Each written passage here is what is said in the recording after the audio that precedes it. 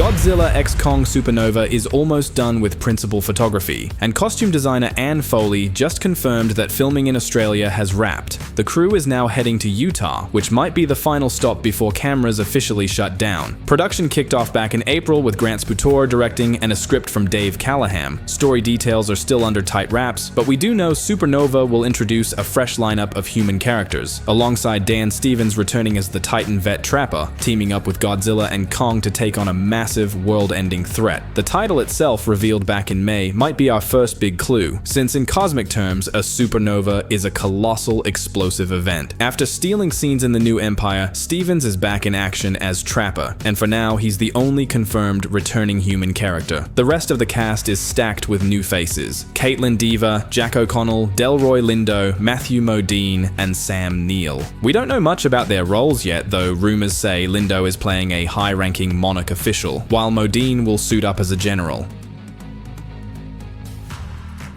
Most of the buzz around Supernova right now centers on that subtitle. Fans are dying to know how the Monsterverse will keep expanding its kaiju lineup, but so far, nothing official has been revealed about this third team-up for Kong and Godzilla. The first teaser and set photos might drop hints about the story, but nothing is confirmed yet. As of now, the only Titans we know for sure are coming back are the big two themselves, but it's pretty safe to assume Shimo and Suko will show up, even if their roles end up being small. And then there's the title, which has fans convinced we could be getting Godzilla.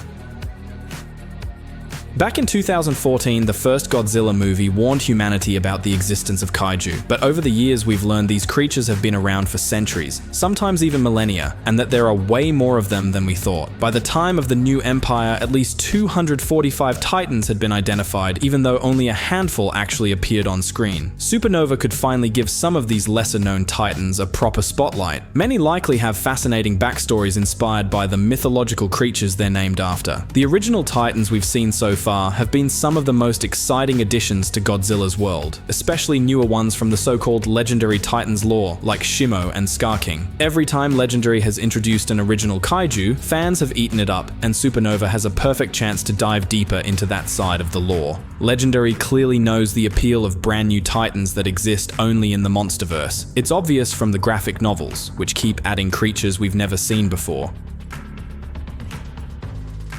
Godzilla King of the Monsters marked a major milestone in the relationship between Legendary and Toho, as it was the first time an American studio licensed multiple Toho monsters. But there's a reason the Monsterverse isn't flooded with familiar faces from Toho's lineup. Legendary has to license each one individually, which is both expensive and tricky for blockbuster planning. In fact, it's known that Legendary even designed a brand new creature as a backup for Mothra in the New Empire, just in case they couldn't secure the rights. Building out their own roster of original Titans gives them the freedom to tell bigger, bolder stories without those licensing constraints getting in the way.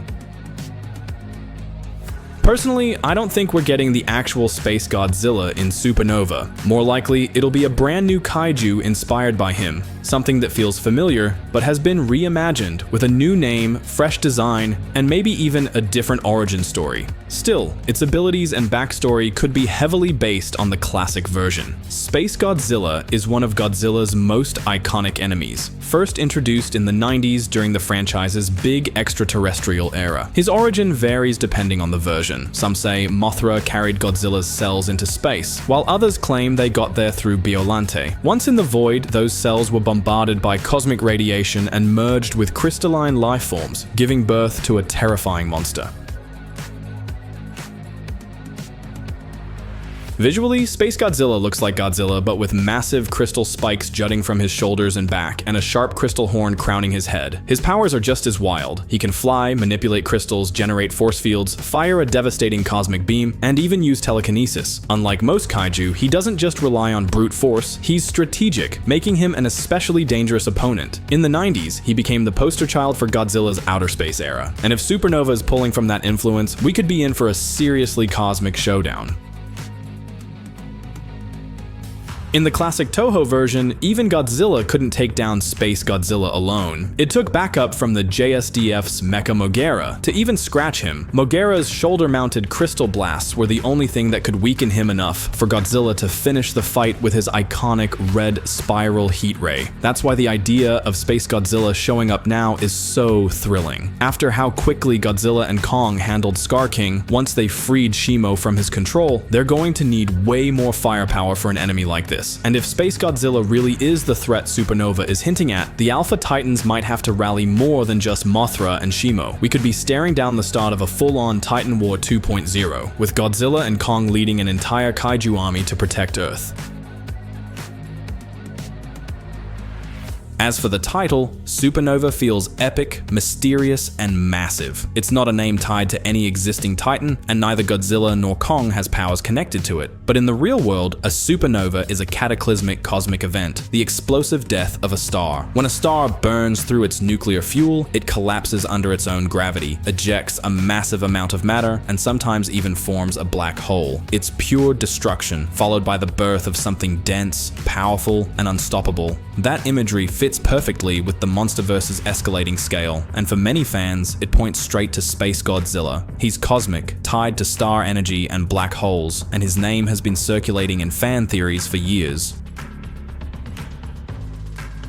Even back during the marketing of Godzilla vs. Kong, SpaceGodzilla speculation was everywhere. The official art book only fueled the fire with a piece of unused concept art. A Godzilla-like creature with massive wings, unlike any kaiju we'd seen before. Then there's the ancient mural showing apes and Godzillas fighting not each other, but a winged monster in the sky unleashing destruction. This creature doesn't have the crystal-covered look of classic SpaceGodzilla, but it emerges from a swirling cosmic backdrop hinting at an off-world origin. And while the apes and Godzillas are painted red, the winged monster is blue, setting him apart visually and symbolically. That could mean he wasn't part of their war, but rather the outside threat they had to unite against. If this mural is canon, and at this point it might as well be, it could be the first real tease of SpaceGodzilla's presence in the Monsterverse. If he fought the Titans centuries ago, he might not be crashing down from space in this movie at all. He could have been here the whole time, lying dormant somewhere deep within Hollow Earth.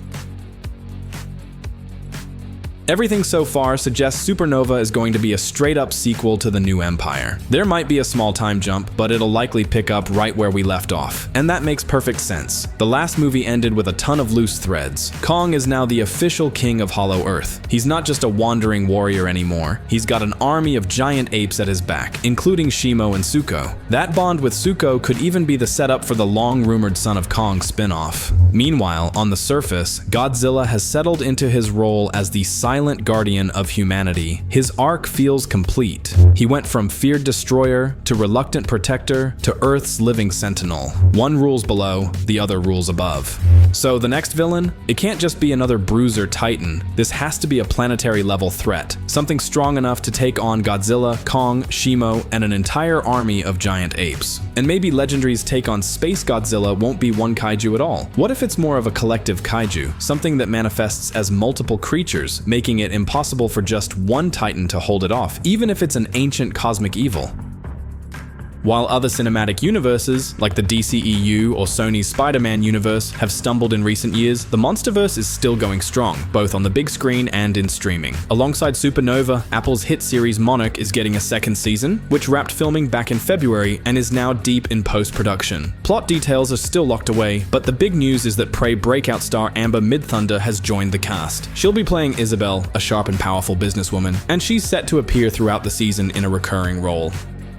If Supernova really delivers on the scale it's teasing, it could be the movie that pushes the Monsterverse into an entirely new phase. We're talking bigger stakes, deeper lore, and a kaiju lineup that blends fan-favorite titans with all new threats. Legendary has been steadily building a mythology that's just as compelling as the monster battles. And if this chapter dives further into Hollow Earth mysteries, ancient titan wars, and cosmic-level enemies, it could easily stand as the franchise's most ambitious entry yet. And with Monarch continuing on the small screen, the Monsterverse is in a rare sweet spot where the films and series can feed into each other, expanding the world in ways that keep fans hooked year-round. Whether or not SpaceGodzilla, or a reimagined version of him, makes his debut here, Supernova already feels like it's gearing up to be a massive turning point. The kind of event film that doesn't just entertain, but reshapes the playing field for everything that comes next.